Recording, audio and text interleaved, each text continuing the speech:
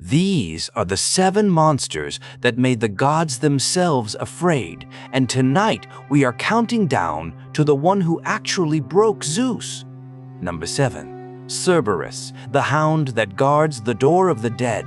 At the very edge of the underworld stands a single gate that no living soul has ever walked back through alive. Cerberus waits there in the gloom, a hound with 3 snarling heads and a thick mane of writhing black serpents. He was bred for one purpose only, to keep the countless dead locked inside and the living forever shut out. Souls who try to slip back toward the warm, sunlit world feel his heavy jaws close around them in the dark. Even Hades himself, the grim and ancient lord of the dead, depends on this beast to hold his whole kingdom shut. Without the hound standing watch at the gate, the fragile border between life and death would simply dissolve into chaos. Then Zeus hands Heracles his 12th and final labor, by far the cruelest and most impossible test of all 12. Drag the guardian of the dead up out of the underworld and into the living world and bring it back alive. Heracles must come down there without a sword, without a spear, without a single weapon of any kind in his hand. He descends alone into the freezing dark and asks Hades himself for permission to take the great hound away. And here is the small detail that should frighten you the most. Hades does not dare to refuse Zeus. Even the silent king of the dead fears what might happen to him if he defies the king of the bright sky. Heracles seizes all 3 thick, straining throats and drags the thrashing beast up the long stone stair toward the light. For one impossible moment, the ancient guardian of death stands blinking and confused in the open light of the living world. Then the hero carries the beast back down again, and the heavy door of the dead swings quietly shut once more. Number 6. Scylla and Charybdis, the twin terror of the narrow strait. There is a single, narrow strait of sea, where 2 completely different deaths wait on either rocky shore. On one side, Charybdis swallows the entire ocean 3 full times a day in one roaring, churning, black whirlpool. When she drinks the sea down, the water sinks so low that the bare, dark seafloor is laid open to the sky. On the other side, hidden deep inside a high cliff, coils Scylla, once a young girl, now a rising horror. 6 long necks burst from her ruined body, and each one is crowned with a head of 3 crowded rows of teeth. Odysseus steers his ship straight into the gap, knowing one of these 2 monsters must surely take its terrible toll. He chooses to pass Scylla because losing only 6 men is far better than losing every single man to the whirlpool. He does not tell his crew the truth of it, because raw terror would freeze their hands upon the oars. As they row hard through the gap, the 6 heads strike down from the cliff faster than any human eye can follow. Each head seizes exactly 1 man and lifts him up and away above the deck into the shadows of the rock. Odysseus watches it happen, helpless, unable to fight back, unable even to warn the men still bent low at the oars. 6 necks, 6 men taken, and not one single soul aboard can do anything at all but row harder and live. Later, Odysseus alone, shipwrecked and ruined, would return to face the swallowing whirlpool of Charybdis a second time. He clings to a wild fig tree above the spinning pit for long hours while his raft is torn apart below him. These are not beasts that a hero ever kills. They are simply the cold prices the hungry sea demands of him. Number 5. Medusa, the gaze that turns living men into stone. On a lonely island at the very edge of the known world live 3 strange sisters with hissing snakes for hair. 2 of them are fully immortal, and together those 2 have already killed far more men than anyone can ever count. No blade can ever touch Stheno, and no spear can end Uriel, for the 2 of them cannot be slain at all. Only the third sister, Medusa, was born immortal, and that one small flaw is exactly what makes her the target. Any living creature that meets her eyes turns instantly into cold gray stone, frozen forever in its last living step. Her cave is a silent garden of statues, men and beasts alike caught in the very moment they dared to look. Perseus comes hunting for her, but he knows that he can never look directly at the deadly thing he means to kill. He approaches her slowly backward, watching her only in the bright polished bronze mirror of his round battle shield. In that trembling reflection, he finds her sleeping among the stone shapes, and he strides by the image alone. But killing Medusa does not truly end her at all. Instead, it suddenly unleashes what was waiting, hidden inside her. From the place where her head once sat, springs Pegasus, a great winged horse, white and impossibly gloriously alive.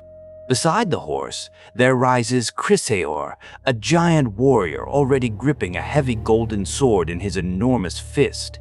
Even in her death, she gives birth to living wonders, and her severed face keeps every ounce of its old power. Perseus hides the head deep inside a sack and carries away with him a weapon that could petrify even a god. And from that day, fixed upon his shield, that same face still stares out, ready to freeze any enemy who faces him. Number 4. The Lernaean Hydra, the serpent, a goddess raised to kill. In the black flooded swamp of Lerna lives a serpent with many heads and a hatred bred into it on purpose. This monster was never born wild in the marsh, for Hera raised it herself, feeding it carefully toward a single goal. She wanted a perfect weapon, one shaped exactly to murder the single hero she despised above all others, Heracles. The Hydra's poisoned breath alone is deadly, lethal enough to kill a strong man who merely comes a little too close. Heracles must press a thick folded cloth across his whole face just to survive standing anywhere near the thing.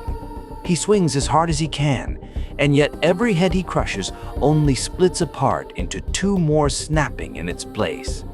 The entire swamp fills with furious hissing as the monster somehow grows stronger the harder the desperate hero fights it. So Heracles calls for fire, and he sears each severed neck with a blazing torch before it can ever sprout again.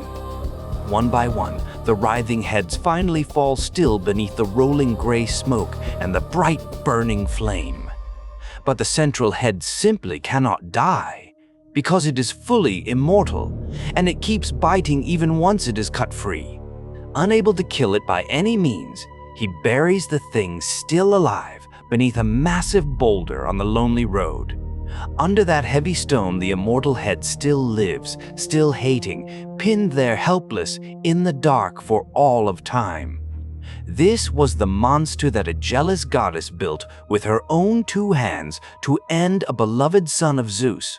And it very nearly worked, which is exactly why even the gods spoke the name of Lerna only in low voices. Number 3. The Sphinx, the riddle that devoured a whole city. The proud city of Thebes did nothing at all to summon the strange thing that settles on the cliff above its road. She wears the calm and lovely face of a woman, the broad wings of an eagle, and the heavy body of a lion. She was not born among these dry, sun-baked hills. She was deliberately sent here, a punishment from a furious god.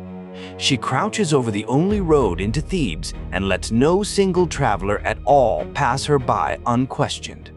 To everyone who approaches her rock, she poses one riddle, with the whole of their fragile life riding on the answer. Answer her even slightly wrong, and she strikes down from above, and that traveler is simply never seen walking again.